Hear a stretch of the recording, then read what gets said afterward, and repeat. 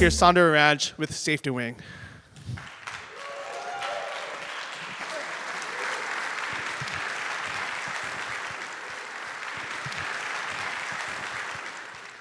Yes. So SafetyWing is building a global social safety net on the internet. My name is Sondre, almost Sonder, and I'm one of the founders of SafetyWing.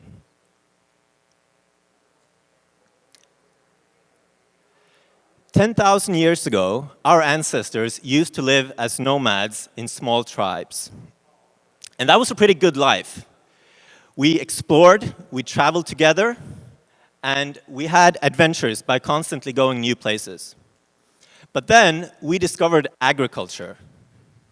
And we were sort of economically forced to stay in the same place, doing the same thing over and over again our whole lives. And now it's 10,000 years later, and we discovered the internet. And finally, it's becoming technologically possible again to live as nomads and to return to our true nature. So the slide behind me is the growth of remote jobs. And as we've heard today, there is this wide variety of ways that people can now make a living online, either as freelancers, as remote workers in a startup, or as solopreneurs. And that is allowing us to, in a sense, return to be able to choose to become nomads again. But there is one thing missing. So if you ask yourself, why did our ancestors, when they were nomads, choose to live in tribes? And the reason is not necessarily just to have someone to talk to, or not necessarily just to have someone to hang out with on the road, but it was someone who would take care of you or not leave you behind if you got sick or injured. That was the primary reason you needed a tribe. And just like the nomads of the past, nomads today still get sick or get injured. I remember myself, a few years ago, I was living as a nomad in the US at the time, and my travel insurance had expired because what I did was to travel home and to get it renewed every 60 days. And I woke up with a sudden chest pain. And I decided that I should just go to the doctor and check it out because it can't be that expensive. So I went to the doctor in the US, I took a bunch of tests, and thankfully I was fine. But then came the bill, and for the people who have been in the US, it actually wasn't that expensive, and it was $2,500, which is not a lot in a cosmic sense, but it was more money than I had at the time. And that's when it's a lot, when it's more than you have. I understood in that moment that had it been serious, I would have been in serious trouble. And I also learned the hard way the importance of having that social safety net when you're traveling, especially alone. So all of us who are nomads here, we are not just far away from home, but unlike nomads of the past, we're also far away from our friends and family. And that means that even though we're connected virtually to our virtual tribe on social media, we don't have that physical tribe that can take care of us if something happens. And that's the missing part. That's the thing that we have to figure out in order to continue living like this. And it also makes sense why it can't be that. Each of us obviously can't drag with us 150 of our closest friends and family on flights around the world. So we believe that the way our tribe has to work today is like a global social safety net. And what that means is that we as a tribe put money in a pile, and that there are fair and transparent and also trusted rules for when you can take money out of that pile. But that it's also someone who would come and take care of you wherever you are in the world and whenever in the day. And a year ago, I actually had another health problem, but this time I did have Nomad insurance. And I could call, and that made a big difference. We at SafetyWing, we are building the modern nomadic tribe. And we think that a lot of the people sitting here today, you are in a way the leaders and pioneers of a movement that has barely begun, but that we think are going to be huge. It opens the possibility for a much better life. It allows us to live that adventurous, free, and exploratory life that we're yearning for.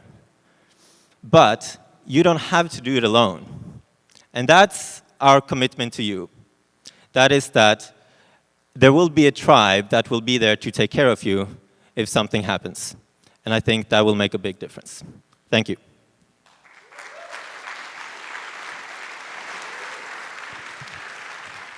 How does your subscription work exactly? Yes, okay. So the subscription works the way that you pay $37 a month, and then that extends every 28 days until you stop it. So that's the very simple way. There's an add-on if you're in the US, so it's like 68. Go figure. But yeah, and that was actually something I forgot to mention, but you know, we're starting out obviously as an insurance company and moving towards a global social safety net, like insurance the way it should be. I do think that a subscription is the way it should be, though, a flexible subscription.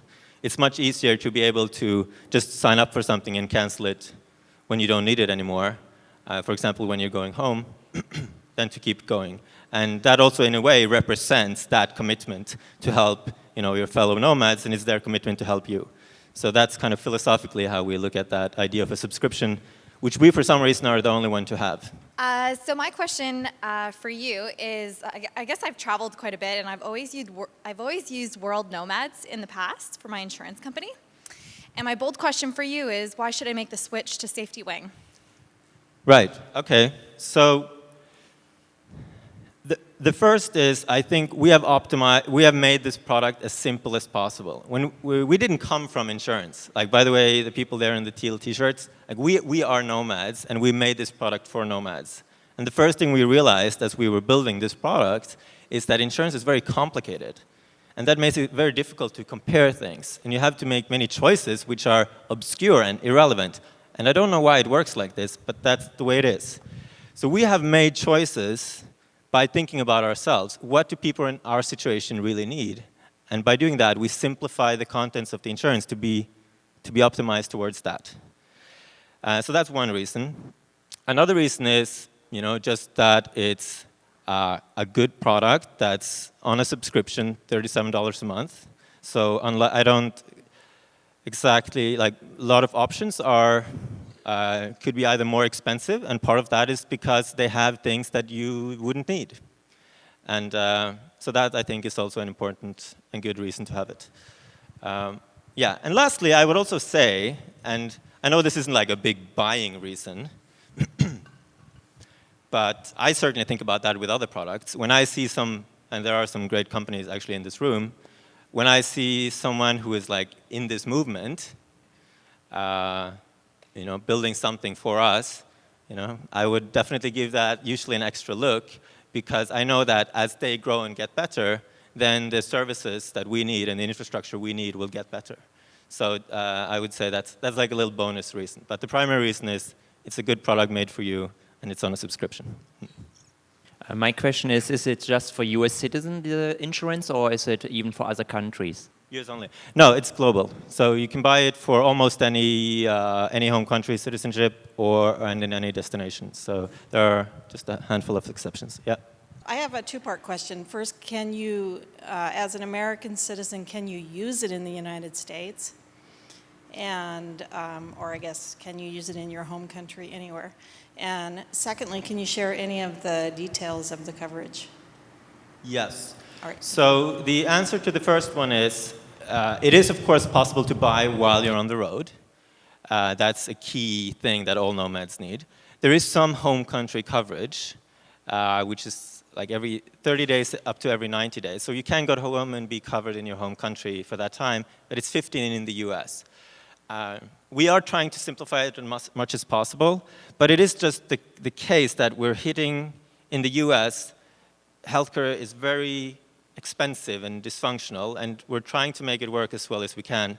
But yeah, so you can stay home for up to 15 days every 90 days, but you can't, as a US citizen, have it indefinitely in the US currently, no.